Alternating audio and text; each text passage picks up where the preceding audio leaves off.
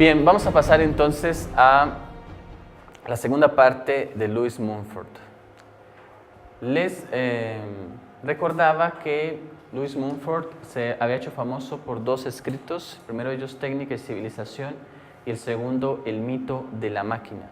Vamos a ver en esta sesión algunas de las ideas que en estos escritos y en algunos otros escritos se desarrollan. Lo primero es que la máquina, ¿sí? La máquina que es, entendamos la máquina como el producto tecnológico, aquí la designación es bastante amplia, no se refiere solo a la designación de las máquinas de la revolución industrial, sino que ya Mumford vive en el siglo XX y está involucrado también en los nuevos desarrollos de la tecnología, incluso las máquinas domésticas, ¿no? Un celular sería, por ejemplo, eso, una máquina doméstica, ¿no? La máquina, dice él, debe ser considerada en sus orígenes psicológico y práctico, es decir, no solo como un mecanismo, no solo como un procedimiento, sino también como algo que tiene una carga ética y estética, es decir, como algo, para decirlo puntualmente o para decirlo en palabras llanas, como algo que tiene una carga de valor, ¿sí? De valor para la vida, ¿sí? Y ese valor se expresa de dos maneras. El valor de la vida se expresaría en la manera como nosotros nos relacionamos, es decir, eso tiene que ver con la ética, y cómo generamos marcos normativos, marcos prescriptivos, y por otra parte, con la estética, como nosotros desarrollamos una especie de agrado frente a la vida o de gusto frente a la vida. Entonces, estos dos elementos, ético y estético, están vinculados al desarrollo de la máquina. La máquina no es eso. Por eso, piensa él, no tiene que ser un asunto, el desarrollo industrial no puede ser un asunto ajeno a la vida misma o al desarrollo de la sociedad misma.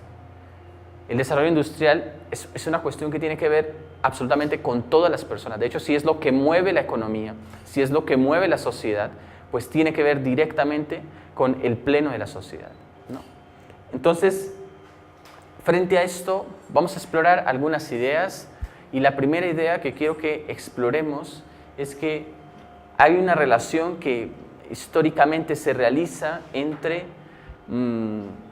el desarrollo evolutivo, y se dice que incluso los antecesores del Homo sapiens ya manejaban herramientas, y como que las herramientas fue lo que desarrolló la mente humana y desarrolló el pensamiento, y después el uso de herramientas, y esto es de una visión bastante materialista, anclada en el materialismo histórico, que es una de las doctrinas o de las teorías rivales de Mumford. Entonces, claro, el mundo es material y el desarrollo de instrumentos y estas cosas permiten entonces el desarrollo del cerebro humano y permiten el desarrollo de los módulos cerebrales y demás, y emerge la civilización. Y resulta que él dice, no, no es así. De hecho, el Homo sapiens es bastante más reciente, y el Homo sapiens tiene que ver con la aparición de lo simbólico, con la aparición del pensamiento simbólico. Entonces, él opone de alguna manera el Homo faber que la revolución industrial defiende frente al Homo sapiens, que la tradición cultural, especialmente la tradición filosófica, ¿no? Y la tradición científica, a la ciencia, al estilo de la ciencia antigua, defiende. El hombre que piensa, más que el hombre que sabe, el hombre que tiene la capacidad de pensar, ¿no? Más que el hombre que hace cosas. Entonces no es el hacer, ¿no? No es el hacer. No es el hacer lo que nos hace humanos.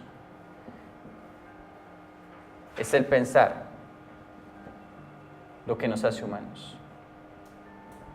Esto se le puede enseñar a las personas, se les puede condicionar, pero esto no. O sea, esto supone la libertad, esto no supone la libertad. De hecho, a veces va en contravía de la libertad. Entonces, cuando una sociedad, por ejemplo, se hace mecanicista, o cuando un proceso industrial se convierte en un mecanismo, ¿sí? Allí sabemos que lo que está primando es el hacer. Y dice, cuando prima el hacer, sí, hay una concepción del ser que produce, ¿no? Es decir, del ser útil, pero no del ser humano. Y en cambio aquí hay una concepción del ser que piensa, es decir, del ser que es libre y por lo tanto que puede ser humano. Entonces es el pensar lo que debe caracterizar la producción tecnológica, más que el hacer lo que debe caracterizar la producción tecnológica. Y aquí, en la segunda parte del mito de la máquina, que se llama como el poder de la máquina, en esta segunda parte del mito de la máquina, él establece algo así como 5 criterios, ¿sí? que llama como el pentágono. Vamos a ver si podemos establecer estos criterios. Y cada uno de estos criterios, de estos vértices o de estos lados del pentágono, tienen que ver con consideraciones que son, a su juicio, nocivas para el desarrollo de la sociedad.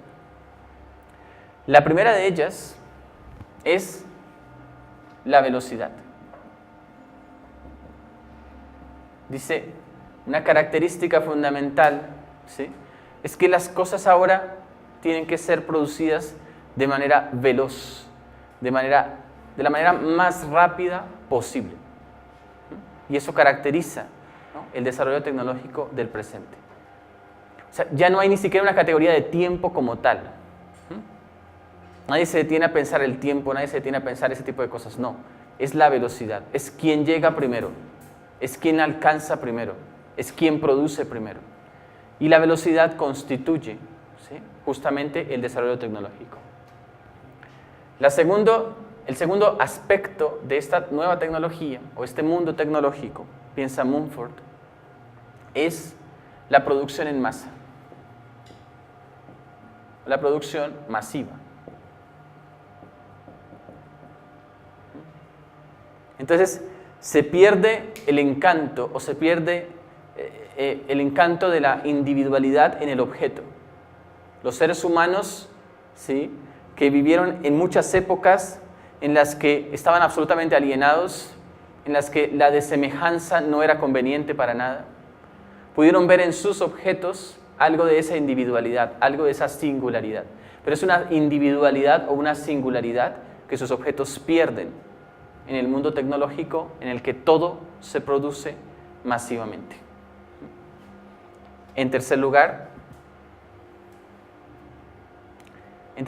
estaría la producción tecnológica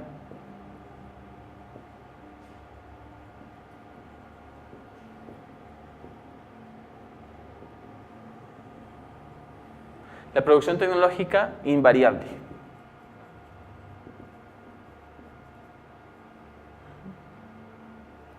Una de las cosas que presenta Mumford a partir de esto es que la invariabilidad de la producción tecnológica, ¿sí?, es decir, el hecho de que genere copias idénticas, ¿no?, o copias permanentes de los objetos, ¿no?, es otra cosa que caracteriza justamente este pentágono del poder.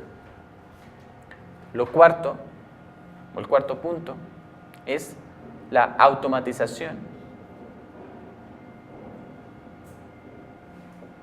Automatización de los procesos, es decir, la anulación de alguna manera del pensar, ¿no?, por el hacer, la anulación de el juicio, ¿no?, o de los criterios de aquellos que producen para variados efectos estos productos tecnológicos. Y el último elemento del poder sería la especialización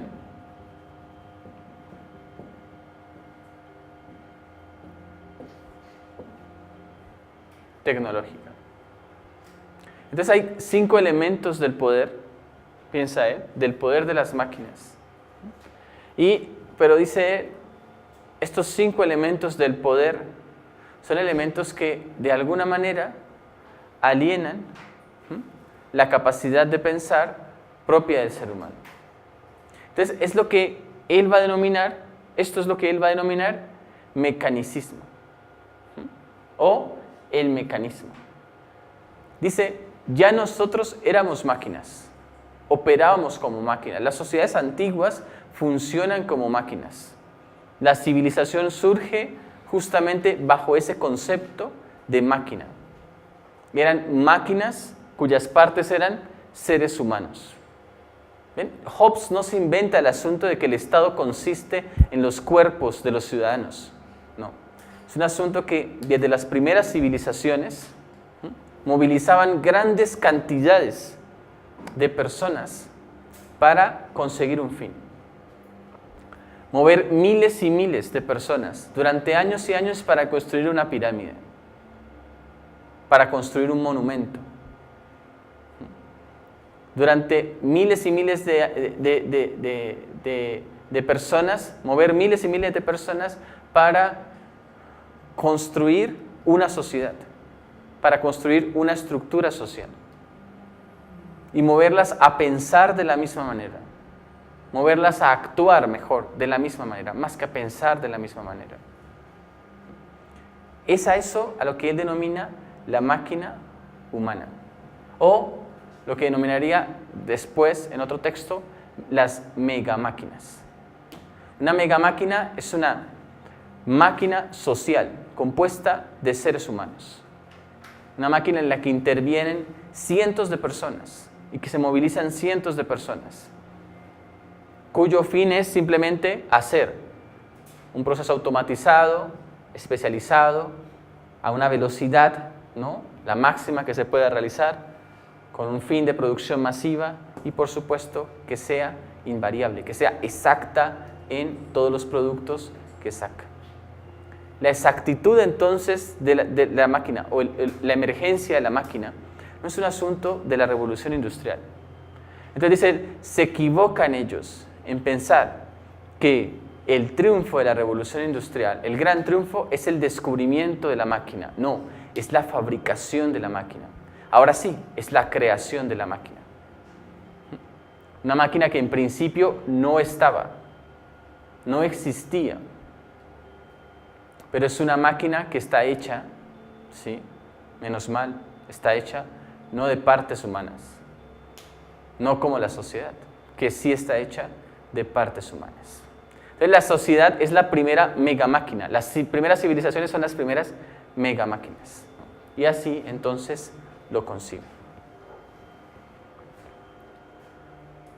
En segundo lugar, vamos a ver que Mumford opone la invención y la interpretación, y esto por ese universo simbólico del que les he hablado, la invención y la interpretación, a una imagen tecnológico-material o técnico-material de la humanidad. Dice, los seres humanos inventan, imaginan, fantasean, se abstraen de las cosas, como veíamos en los 5 conceptos básicos, domestican la realidad, se familiarizan con la realidad, aún con los objetos nos familiarizamos, pero además interpretamos todo ello. Y ello se da justamente por eso, porque tenemos la capacidad de interpretar el mundo, de decir, esto me parece que es tal cosa, o yo creería que es tal otra, o pienso que podría verse así. La interpretación. Entonces, si tenemos la capacidad de interpretar el mundo, dice, las máquinas no nos pueden quitar la capacidad de interpretar el mundo. Las máquinas tienen que ir en coherencia con eso. Y entonces aquello que ocasionó la revolución industrial al principio y la revolución tecnológica en el siglo XX fue justamente eso, darnos la capacidad de interpretar el mundo, otorgarnos la capacidad de interpretar el mundo, justamente porque se da en un mundo simbólico, en un mundo que se abstrae. Ya yo no soy un cuerpo en una sociedad. Y yo me puedo aislar de la sociedad, ¿sí?, con los productos tecnológicos. Lo puedo hacer. Entonces, esta máquina me sirve para interpretar en qué consiste vivir en este mundo. ¿En qué consiste estar hoy aquí? Me sirve para interpretarlo, para entenderlo y para inventarlo.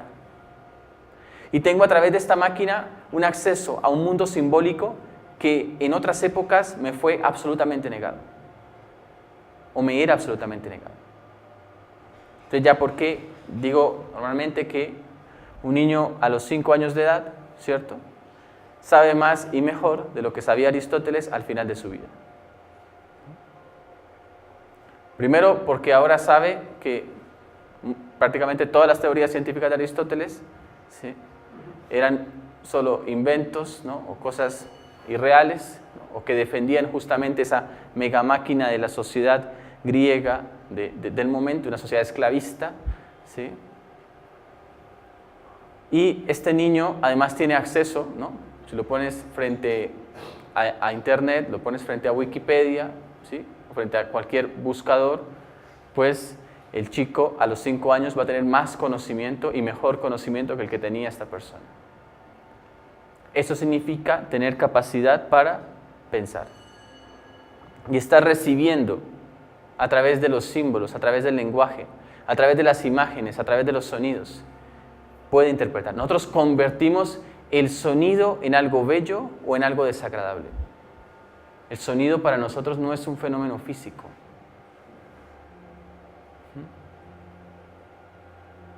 Y nosotros hacemos de la física y hacemos de la naturaleza hechos de la vida. ¿Por qué? Porque podemos interpretar, porque podemos inventar.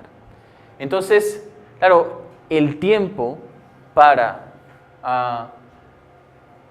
los hombres del pasado no tenía el mismo sentido que para los hombres del presente. ¿Por qué el tiempo en la modernidad se hace tan importante? Y es justamente ese cambio en la concepción del tiempo lo que nos puede orientar para saber en qué sentido el giro a la invención de la máquina y a la invención de las nuevas tecnologías, ¿sí?, nos hace no solo cambiar la idea del tiempo, sino liberarnos de la idea del tiempo. Casi todas las culturas en la antigüedad tuvieron una visión cíclica del tiempo, ¿no? El tiempo y la vida eran trágicos. La enfermedad, la muerte, la tragedia, ¿no? Y a lo trágico se opone lo cómico, pero momentáneamente, ¿no? Eso no le gusta a la modernidad. La modernidad se trae la máquina, claro, por la pedantería de la razón, no por otros fines, pero cuando se trae la máquina le hace pensar de otra manera. Y la máquina le hace ver lo que en principio no vio. Y entonces cuando viene la máquina, vienen también las máquinas que miden y que ajustan el tiempo, y que ajustan el tiempo de la sociedad. Y entonces el reloj es una invención. El reloj como tal, como lo conocemos, es una invención moderna. De hecho, es una invención contemporánea. Uno no tenía un reloj antes del siglo XX para mirar la hora, ¿no? Sí. Los relojes, el mejor de los relojes se atrasaba diariamente 2 o 3 horas. Uno no tenía un reloj para mirar la hora. Era un artículo de lujo, un artículo más. Pero en el presente sí, nos gusta eso. Y aprendimos a tomar el tiempo, a dominar el tiempo, a ajustar el tiempo. La velocidad de los procesos, la velocidad de la vida, aprendimos a hacerlo. De hecho, muchos de nosotros en el presente, a través de este mundo de máquinas domesticadas, vivimos cientos de vidas. Piensen en qué hacía una persona en la antigüedad. ¿Qué hacía todos los días de su vida? ¿Y qué vida tenía esa persona? Piensen en lo que hoy día hace una persona. Y lleva incluso decenas de vidas diariamente. Y actúa en distintos espacios, con distintos tiempos, con distintos lugares, con distintas personas. O sea que el teatro de la vida sí que se diversificó en nuestro tiempo. se amplió en nuestro tiempo. Pero es justo por eso, porque nosotros descubrimos, nos acordamos que el lenguaje nos sirve para interpretar. Y eso viene ligado a algo que trabaja Derrida en la gramatología, y es que nuestro tiempo es el tiempo de la escritura. Sí, la escritura se inventó hace 5.000 años, pero empezó a ser una realidad en la sociedad hace solo 100 años. Y si nuestro tiempo es el tiempo de la escritura, porque hoy día las personas leen más, escriben más que en otro tiempo. ¿Por qué? Porque hay más personas que saben leer y que saben escribir, que en ningún otro tiempo de la historia. Y eso ha creado unas condiciones simbólicas totalmente diferentes. Entonces, cuando las personas dicen a esta época, son materialistas, ¿sí? Pues sí, pero más inteligentes, ¿no? Y más felices.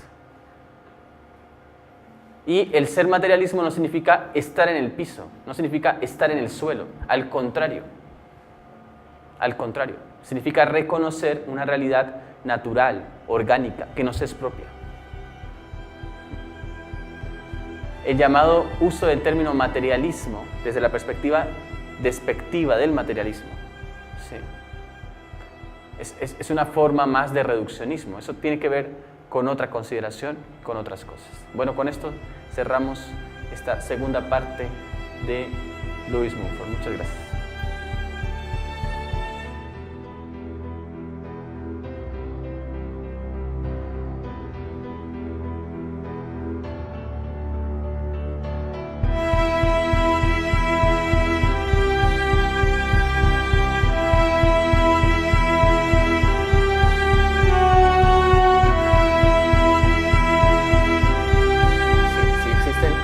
Personas que se quieren y son del mismo sexo, ¿sí? ¿Eso afecta a la sociedad? ¿O eso está generando amor entre esas dos personas? Entonces, ¿qué está generando? ¿Bienestar o afectación de la sociedad? Realmente. Entonces él decía, lo que está haciendo es eso. Pero si lo prohibimos, dice él, si lo prohibimos, entonces ¿qué empezamos a hacer? A afectar a esas personas, ¿sí? Y a dañar y a eliminar a esas personas.